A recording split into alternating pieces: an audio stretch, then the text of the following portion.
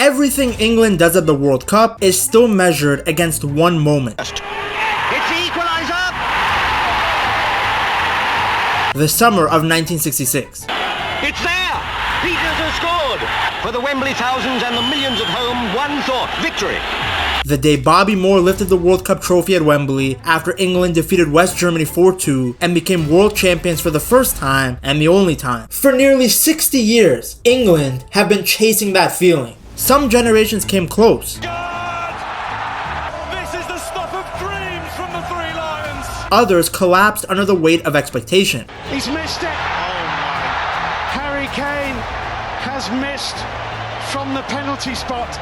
There have been endless penalty shootout heartbreaks. He's done it! Portugal are through! And England despair rather. Golden generations that failed to deliver. We had the best midfield players in the world at the time. Yep. Lampard, Gerrard, Scholes, Beckham, Hargreaves, Carrick. I mean, you can go on. We just fell short on penalties or not being good enough. And countless summers that ended with English fans wondering why it didn't come home. Wish we could have done better. I never really enjoyed a World Cup, and I hate that because the World Cup was like the dream. And for me, personally, it didn't go great, so I was carrying that around with me for the whole month or 6 weeks. But now the mood feels different around England. They have a team built for the modern game, packed with players who have already experienced the biggest stages football has to offer. When England appointed Thomas Tuchel, it sent a clear message. This wasn't going to be another tournament purely built on reputation or big names. Tuchel was brought in to win. Just straight away speak about it. The mission, the target of this mission is clear. Second star on our shirt.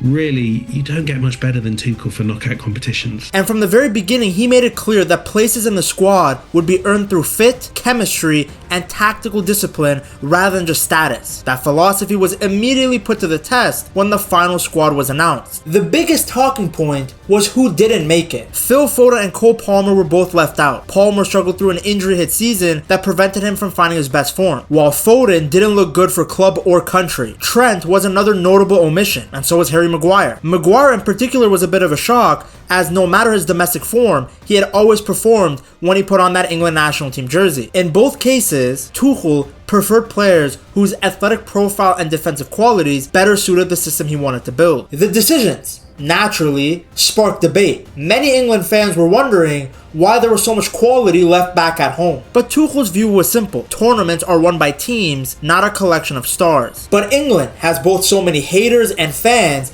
that they're going to spend countless hours online debating the lineups, spending hours watching the matches, reading transfer rumors, and streaming football content. That's why I've been using private internet access, or PIA. If you've never used a VPN before, think of it like drawing the curtains in your house. You're not doing anything wrong, but you probably don't want strangers looking through the window and seeing everything you're doing. A VPN helps give you that same privacy just online. Private internet access hides your IP address and encrypts your internet connection, helping protect your personal information from hackers, internet providers, and anyone else trying to snoop in on your data. That's especially useful when you're using public Wi-Fi at airports, hotels, coffee shops, or while traveling. One thing I personally like about PIA is how easy it is to use. I can connect with a single click, and it works across all my devices. In fact, one subscription lets you protect an unlimited number of devices at the same time, which is great if you have multiple phones, computers, tablets, or even want to protect your entire household. Another benefit is that it gives you access to a massive global server network, which means you can enjoy more content from around the world and watch the World Cup securely wherever you are. If you're traveling during the tournament, it's a great tool to have. PIA has over 30 million downloads, follows a strict no logs policy, and even backs everything up with a 30-day money-back guarantee, so there's no risk in trying it out. If you want to check it out, use the link in my description and the pinned comment to get 83% off PIA. Plus, you'll get an extra 4 months for free. Big thanks again to Private Internet Access for sponsoring the video. Now let's get back to England and their chances at the World Cup.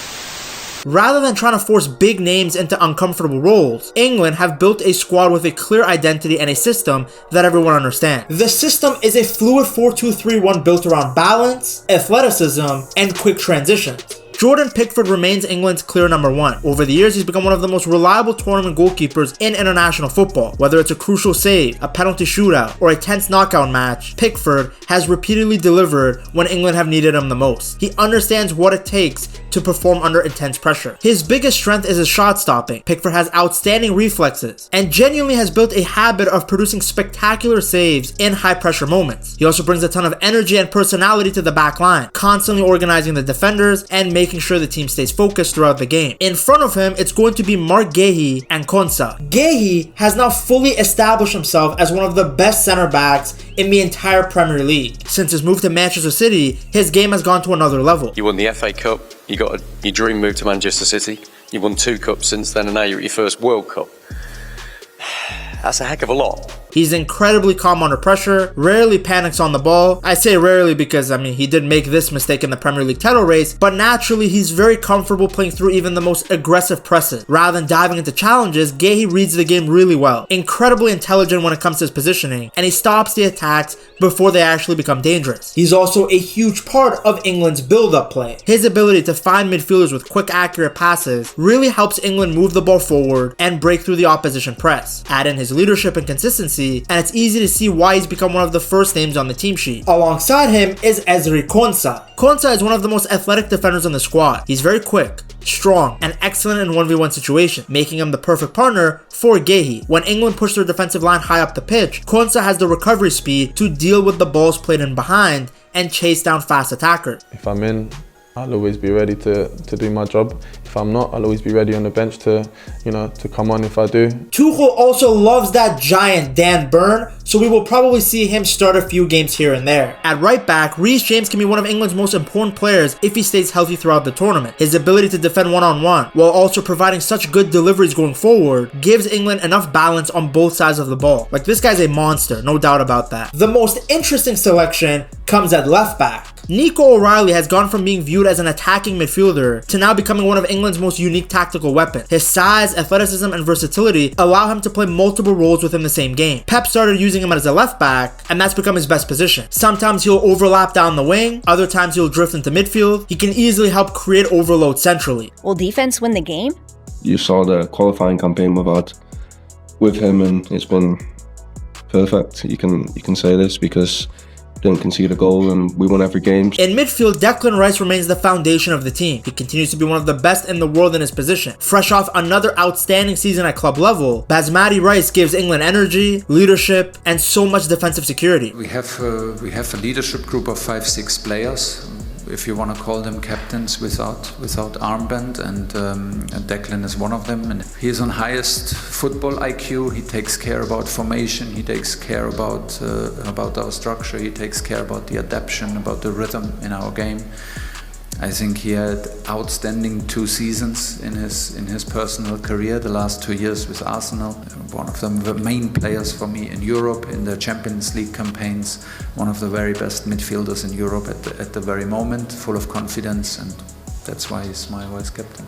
Alongside him is Elliot Anderson, one of the biggest winners under Tuchel. Why does this duo, though, give England a foundation that maybe many other contenders just simply don't have? Quite a few games of the Rice-Anderson partnership, and it works really nicely. He may not receive the same attention as some of England's biggest stars, but his role is incredibly important. Anderson does all the hard work. He presses, he wins duels, he wins second balls. He gives England a ton of energy. More importantly, he allows Rice to play facing forward instead of constantly dealing with the pressure from behind. That small tactical detail helps England progress the ball much more effectively through the middle of the park. Further forward, there's Jude Bellingham. No matter what people think of him, he will always remain one of the biggest stars in world football. But let's be under no illusion.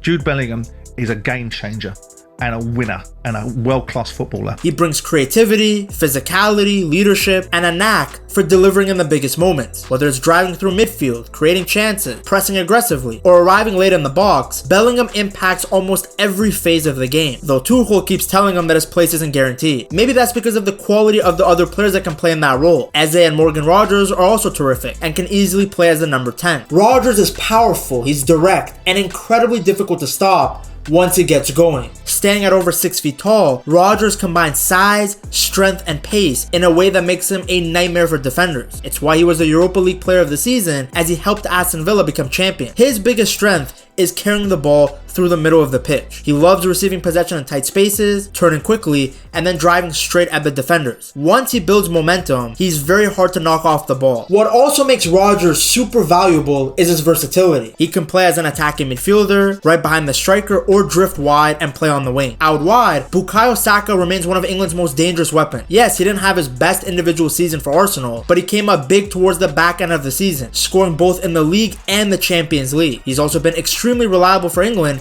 every time he stepped on the pitch, making that right wing spot his. What makes Saka so special is how complete his game has become. He's a dangerous creator and a goal scoring threat at the same time. Whenever he receives the ball out wide, defenders know they're in trouble. And since Arteta basically ran this guy into the ground, his biggest strength now is his decision making. He rarely forces things, rarely loses the ball unnecessarily, and he always seems to make the right choice in the final third. That consistency is what separates him from many other wingers. He's incredibly efficient. On top of that, his work rate is outstanding. Saka's always willing to track back, help his right back, and do the defensive side of the game. That extra effort gives England far more balance and security down the right flank. On the left is Marcus Rashford, who really rejuvenated his career at Barca. He gives England direct running and explosiveness behind the back line. You can also say the same for Anthony Gordon, who just made a big money move to Barcelona. And leading the attack is Harry Kane, England's all-time leading goal scorer, the captain, the player carrying the hopes of a nation into another World Cup. He's won major trophies at other levels and is still producing at an elite level, so why is having the best striker in the world the biggest reason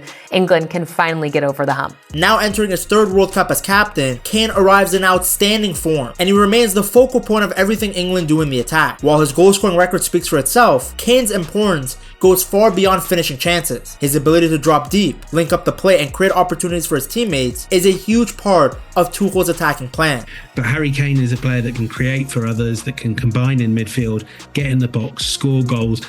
He has been out of this world at Bayern Munich this season. As much as England can win the World Cup with him, they cannot without him. This is true. When Kane drops into the midfield, the defenders have a very tough decision to make. Do you either follow him and leave a lot of space in behind, or do you allow him to go into the midfield, but now he has all the time in the world on the ball? Either way, England's attacking players are ready to exploit the gaps that appear. It's a team built around balance rather than star power, built on work rate rather than reputation. We had a very strong team from the beginning, we knew that. And we had strong substitutes because that's the nature of the team, and the attitude from the bench was top. And if Tuchel is right, that might be exactly what England need to finally end their wait for another World Cup. Together, this group represents the strongest blend of experience and talent England have had in years. You've got quality all over the field. It's up to them. It's up to Thomas Tuchel to set them up right to be able to achieve the outcomes that they're perfectly capable of. They know the pressure, they understand the expectations. Can they join the list of English players who became legends on football's biggest stage? At the top of that list is Bobby Moore. The captain of the 1966 World Cup winning team remains one of the most respected defenders the game has ever seen. He wasn't the fastest or the strongest, but his reading of the game was on another level. Moore always seemed to be in the right place at the right time, making defending look effortless. You know, the opposite of Ibrahima Konate. His leadership was just as important as his ability, helping guide England to the greatest achievement in their history. Even football icons like Pele and Franz Beckenbauer spoke about him with enormous respect. Besides to play with him, to play against him, we were very good friends. Alongside him was Sir Bobby Charlton, one of the greatest players England has ever produced. Charlton was the creative force behind England's golden generation. He could score from distance, carry the ball through midfield, and dictate games against the world's best teams. Again, think about the polar opposite of Alejandro Garnacho. His 2 goals against Portugal in the 1966 semi-final remains one of the most important in England's history and helped send the nation to its first World Cup final. Then when it comes to goals, nobody has a bigger impact than Gary Lineker. Lineker remains England's all-time leading scorer at World Cups with 10 goals. His greatest tournament came in Mexico in 1986, when he scored 6 times and won the Golden Boot. 4 years later, he stepped up once again when England needed him the most, playing a huge role in their run to the semi-finals. Then there's Geoff Hurst, the man who delivered the greatest performance in England's biggest game. Originally brought into the 1966 team because of an injury, Hurst made the opportunity count. He scored in the quarterfinal, started the final, and then produced one of the most famous performances in football history by scoring a hat-trick against the schnitzel-loving West Germans. For more than half a century, he remained the only player ever to to score 3 goals in a World Cup final. And finally, there's Peter Shilton. Shilton holds the record for the most England appearances. His shot stopping, leadership, and reliability provided the foundation for England's strong runs through the 1980s and into 1990. Whenever England needed a big save, Shilton was usually there. Together, these players helped create the mythology of England at the World Cup. They are the names every new generation is measured against. The players who turned great moments into history. And that's the reason why every England squad that follows still dreams of adding its own chapter to the story they started. Once again, big thanks to Private Internet Access for sponsoring the video. If you guys want to see just how Rashford was rejuvenated at Barca before the World Cup, check out this video right here.